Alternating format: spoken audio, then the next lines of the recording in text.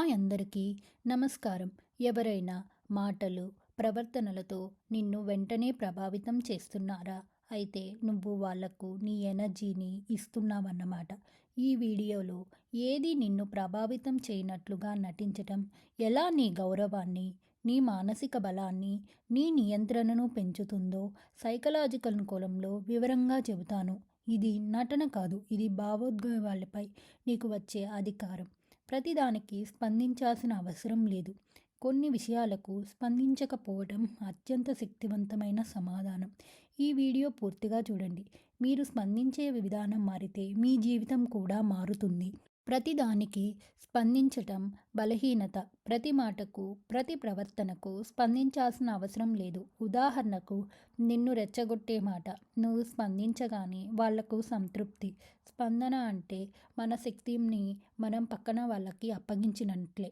ఏది ప్రభావితం చెయ్యట్లేదు అని నటించటం ఎందుకు పనిచేస్తుంది? మనుషులు నీ స్పందన కోసం వేచి ఉండరు.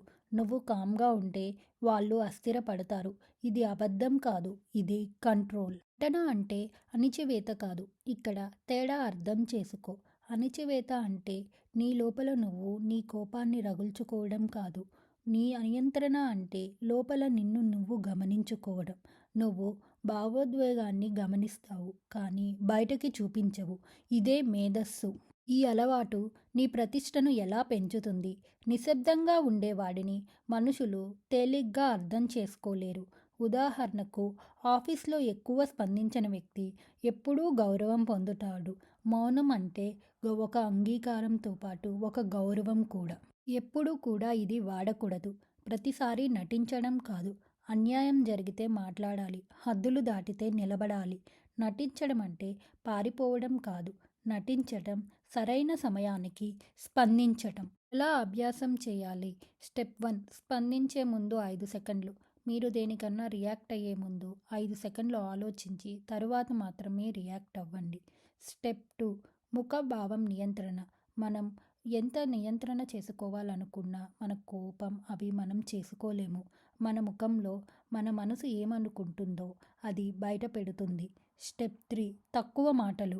వివరణలు ఎక్కువైపోతే కంట్రోల్ తగ్గిపోతుంది. కాబట్టి వివరణ ఇవ్వడం కొంచెం తగ్గించండి. నిన్ను బాధపెట్టే ప్రతిదానికి నువ్వు స్పందించాల్సిన అవసరం లేదు. కొన్ని విషయాలకు ప్రభావితం కాలేదన్నట్లుగా ఉండటమే నిజమైన గెలుపు. మీకు ఈ వీడియో నచ్చిందా? అయితే మీ ఫ్రెండ్స్ అండ్ ఫ్యామిలీకి షేర్ చేయండి. అలాగే సబ్స్క్రైబ్ కూడా చేయండి. Thanks for watching. Please like, share and subscribe guess it Telugu channel.